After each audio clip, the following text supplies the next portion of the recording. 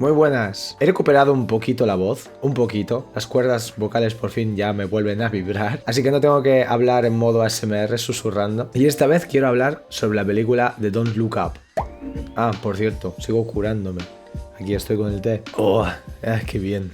Es una peli cojonuda. Está en Netflix. Lo cual también me da sobre lo que hablar el hecho de que directamente esté en Netflix y no en cines, porque es una peli de las típicas que por el ciclo natural de las películas o por tal y como está organizada la industria tendría que haber empezado en el cine, pero ha empezado directamente en Netflix, lo cual es paradigmático de la industria y es un nivel de producción bastante alto con unos actores de bastante presupuesto, mucho presupuesto. Meryl Streep, Leonardo DiCaprio y había un montón de más, pero el elenco y el reparto es casi lo de menos porque el argumento y la historia de la película, el guión, es cojonudísimo. Está claro que de la película, esta película en concreto, se pueden hacer cientos de lecturas, ¿vale? Y la película como que intenta abarcar muchísima crítica y tú como espectador la puedes enfocar como tú quieras, a un nivel más genérico o concretamente a lo que está ocurriendo con la pandemia ahora, con el virus, también se puede aplicar. La peli critica un montonazo de cosas, critica a la gente en general como público, como masa, critica a los políticos, critica las redes sociales, critica las peleas políticas y los movimientos de en contra o favor sobre lo que sea, critica a los medios de comunicación. O sea, se mete con todo el mundo, le da un repaso a un montón de cosas de la sociedad actual y lo hace bien. No es como una ensalada de cosas o una sopa en la que tú echas un poco de todo y te acaba saliendo una cosa muy rara porque no sabes lo que has echado, sino que está todo bien equilibrado, bien hecho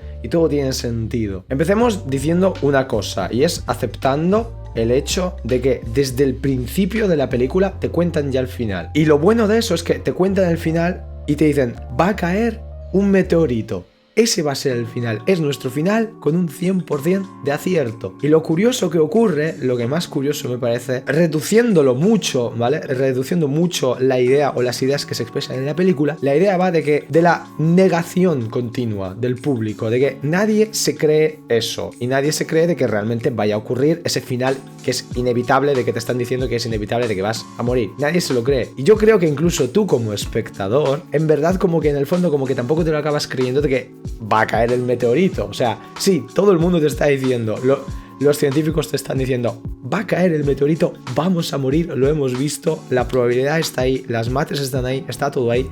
Va a caer, pero aún así, en nuestra sociedad del espectáculo, todos pensamos que somos como inmunes y estamos alejados en nuestra burbuja de que todas las cosas que nos cuentan como que nosotros no formamos parte de ellas, de que eso está ocurriendo ahí fuera y nosotros estamos refugiados en nuestra casa, eso no va con nosotros, eso ocurre ahí fuera. El virus o el hambre está por ahí, lejos, ¿vale? Está lejos y eso no nos va a afectar. Jiji, jaja, nos reímos, decimos, ay, qué mal está la sociedad, pero en el fondo somos todos unos hipócritas porque pensamos que no va a ocurrir. No nos va a tocar hasta que nos toca y nos lo creemos. De ahí la crítica a los negacionistas en la peli de los negacionistas con el cometa, o con eso se puede hacer el paralelismo con los negacionistas del virus. En verdad, la peli gira en torno también, como he dicho siempre, gira a ideas muy simples y argumentos narrativos también muy simples. Don't Look Up va sobre la idea básica, bastante ya trillada en historias en general, no solo en el cine, sino en la literatura y en todos los lados, y es el cómo reacciona un individuo, en este caso toda la sociedad, ante su inminente muerte. O sea, se han hecho infinidad de películas sobre esto. Por ejemplo, el protagonista de la historia se entera de que va a morir, o sea, y va a morir seguro, sí o sí. Y es cómo le cambia la vida, cómo cambia él o ella en perspectiva a esa idea y se pone a hacer cosas en su vida que a lo mejor no se atrevía a hacer antes y como sabe que va a morir ya le da igual todo y simplemente las hace. O intenta, digamos, hacer todo aquello que no le ha dado tiempo a hacer porque sabe el tiempo que le queda. Intenta, digamos, hacer un sprint final, una carrera por hacer todo lo que no le ha dado tiempo a hacer. Bueno, pues en esta peli no es con un individuo, sino con toda la sociedad mundial o una sociedad, un grupo de individuos. ¿Y por qué es interesante eso? Porque está claro que cada uno de nosotros, a nivel individual, ¿vale? Somos todos muy inteligentes. Ahí, sentados en nuestras casas, y yo aquí también, todos somos la hostia de inteligentes, somos súper listos, somos inmunes a la publicidad, al espectáculo, somos súper críticos, nadie nos puede engañar, los mensajes políticos y de la publicidad no nos afectan porque los vemos, somos súper críticos y súper analistas, y nosotros no vamos con la masa, no, ¿qué va? Pero, a nivel individual, sí, así es como el individuo cree que se comporta, pero cuando nos encontramos en grupo o más grande todavía, en una masa, en una sociedad, la cosa cambia.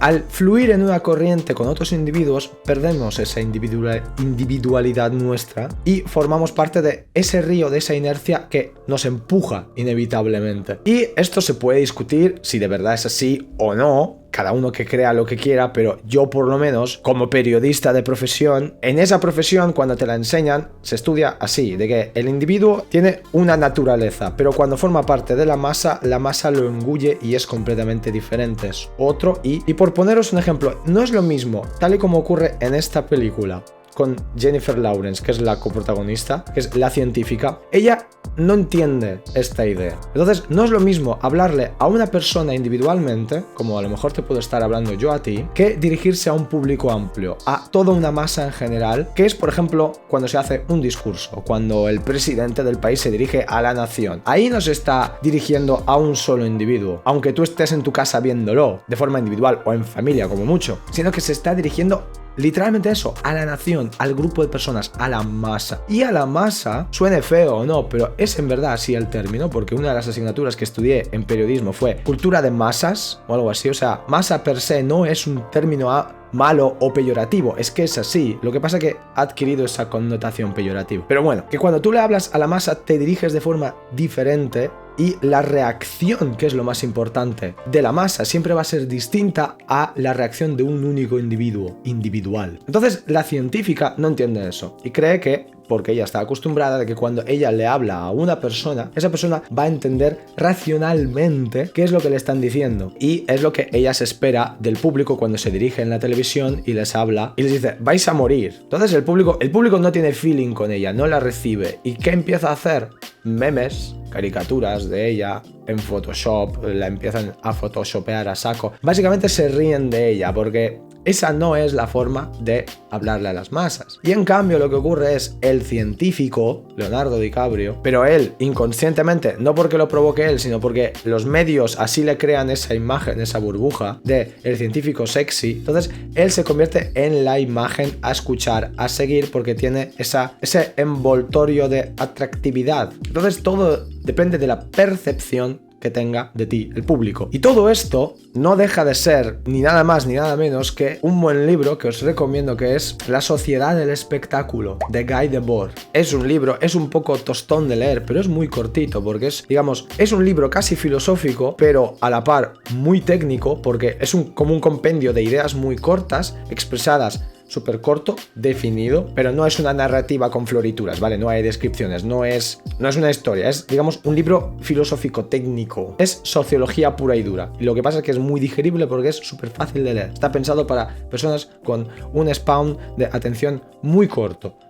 Y lo que viene a decir es que si a lo largo de los siglos los seres humanos siempre nos hemos subyugado a alguna imagen o a alguna deidad, pudiera ser Dios, por ejemplo, la sumisión era a la cruz o a cualquier símbolo religioso de cada sociedad, pues hoy en día a lo que nos subyugamos es a las imágenes y al espectáculo, que es lo que nos mueve. Entonces siempre hay un motivador o algo que mueva a la sociedad. Hoy en día es el espectáculo puro y duro. Y en Don't Look Up esto sale, además súper bien retratado, que es una particularidad de los estadounidenses que tienen ellos de montar un show, pero de cualquier cosa. Y en la peli sale esto, o sea, les va a caer un meteorito encima, nos va a extinguir a todos. ¿Qué hacen los americanos? Montar un show con fuegos artificiales y lo convierten todo en espectáculo. ¿Pero por qué lo hacen? El hecho de que yo pregunte por qué lo hacen es, ¿de quién es la culpa? ¿Es la culpa de los que hacen el espectáculo porque quieran hipnotizar a las personas, y eso es la teoría conspiranoide, o realmente porque el público es así,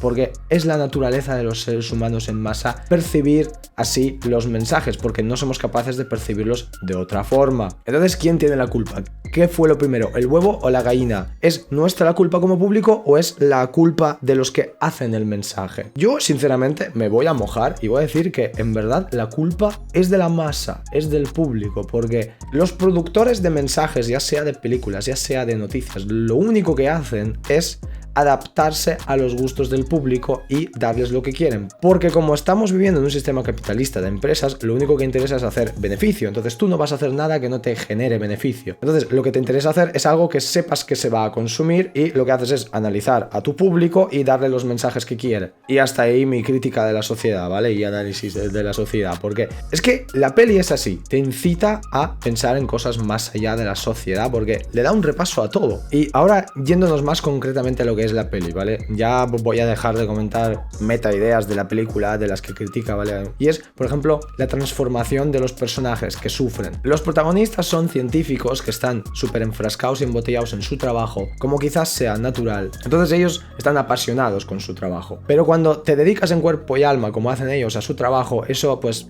te hace aislarte de la sociedad en general. Y es un poco la imagen que intentan mostrar de ambos científicos, como que están un poco apartados de la sociedad, que ya no se acuerdan ni de cómo funciona. Las redes sociales y todo el espectáculo les resulta ajeno, no le prestan ninguna atención. Ellos no tienen ni idea de cómo hablarle a un público, casi a veces parece que no sepan ni hablar con simplemente una persona. Ellos, digamos, como que viven en una cueva, casi literalmente, enfrascados en su trabajo y de repente tienen que salir ahí fuera a darles un mensaje a la sociedad entera en general, a todo el globo terráqueo. Toda esa experiencia transforma a los personajes. A la chica, a la científica, no creo que la transformase tanto, pero sí que me parece más curioso el caso del científico, de Leonardo DiCaprio. Él era súper tímido, un tío con ataques de ansiedad y de repente el foco de los medios de comunicación se pone en él. Y lo que es más curioso es que le gusta y le acaba gustando ese protagonismo, el estar puesto en el foco de la luz, y acaba cogiéndole gusto y se acaba desenvolviendo. Le mola aparecer en portadas de revista, en la tele y ser literalmente un influencer, porque hasta entonces él no había hecho ningún caso a las redes sociales, por ejemplo, pero en cuanto ha empezado a tener seguidores, se ha dado cuenta de que puede propagar sus ideas, aunque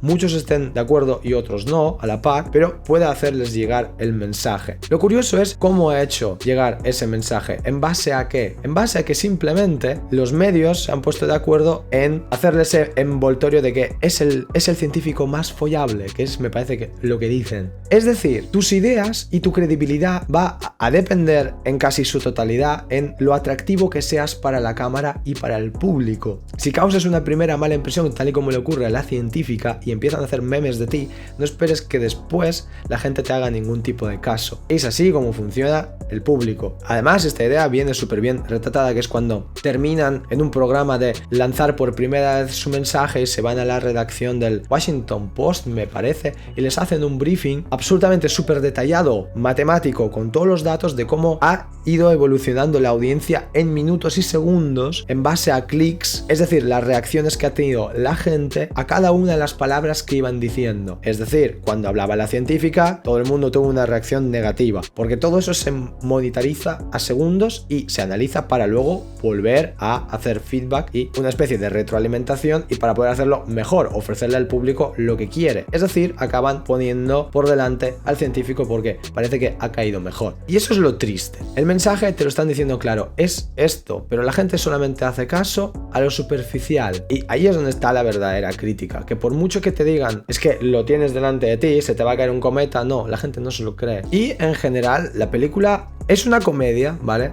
Empieza como una comedia porque ves que es una comedia, aunque el primer hecho que te cuentan es ya trágico, ¿vale? Dices, vale, esto es serio, pero aún así lo empieza tratando desde el principio como una comedia y empieza siendo una comedia, pero al final acaba mal, sabes que va a acabar mal, pero aún así como que tienes algo de esperanza de que algo ocurrirá para que todo siga su transcurso natural y de que las cosas no se destruyan, porque es que es imposible. ¿A quién le cabe en la cabeza de que vaya a caer un meteorito y se acabe el mundo? No, pues sí, al final ocurre. Y el sabor final de la película es totalmente agridulce, porque te deja un pozo bastante profundo, porque sabes que va a acabar mal y acaba mal la película, y te lo llevan diciendo toda la película, la peli va a acabar mal, pero no te lo crees. No te lo crees ni tú como espectador de la película, ni los protagonistas o la sociedad que se retrata en la película. Entonces es una forma muy sutil y muy fina de romper la cuarta pared y de hacerte cómplice a ti también y a todos nosotros que hemos visto la película de la historia de la película y de la historia que ocurre ahí fuera. Y bueno, como nota última y final, solo quería decir que al final lo que condena a la sociedad y a la humanidad, por lo menos en el caso de Don't Look Up, es la avaricia. Porque en la película película, en la historia, ellos tienen la oportunidad de destruir el meteorito y de salvarse y de seguir con todas esas cosas superfluas que tenemos, pero desvían el cohete, no lo destruyen. ¿Por qué? Por pura avaricia, porque alguien les dice que ahí hay metales preciosos y de que los podemos explotar. Entonces te cae el cometa encima y aún así dices, vamos a aprovecharlo para hacernos ricos. ¿De qué te va a servir ser rico y tener todo el dinero del mundo si no vas a vivir, si no vas a estar en este planeta? Entonces, durante la pandemia se ha dicho mucho, ¿de qué nos sirve todo el dinero si no estamos vivos? Porque lo primero es la salud, lo primero es la vida para poder disfrutar de lo siguiente, que quizás sea el dinero para algunos o para otros haya otras prioridades, las que sean para ti. Pero no puedes anteponer el dinero a la vida, y es lo que hacen en Don't Look Up. Al menos la presidenta es lo que decide anteponer el dinero y correr un riesgo muy alto que acaba pagándolo con el precio más alto que existe. Ved la peli, miradla, está en Netflix, ya directamente en Netflix, y eso es lo que había comentado al principio, que me parece curioso que una producción de semejante nivel vaya directamente a Netflix, lo cual es paradigmático porque, a ver, sí, la gente está volviendo a ir al cine, pero está claro que ya no está yendo en tan masa como antes, y veo que está habiendo un nuevo trend que es directamente a hacer películas para internet de alto presupuesto, de un nivel de producción muy alto, porque el ciclo natural de una película antes era primero estrenarla y exhibirla en el cine, explotarla en el cine, después venderla en VHS y en DVD, pero bueno, ese paso ya ha caducado hace mogollón. Bueno, a lo que me refiero es explotarla en las casas de las familias y luego ya, por último, cuando ya la película muere y no vale nada, es llevarla a la televisión, después de unos cuantos años. Pues aparentemente ahora, por la situación que nos impone nuestro cometa de ahí fuera, pues la industria se está adaptando y ya están pasando un poco más de lo que es el paso del cine y ya ir directamente a tu casa. Entonces tenemos más accesibilidad, la tenéis, vedla por favor, ver la película es buenísima, es muy buena, os hará pensar como me ha hecho pensar a mí. Es una buena peli para pensar, para haceros reflexionar y para replantearos algunas cosas. Vedla y hasta otra.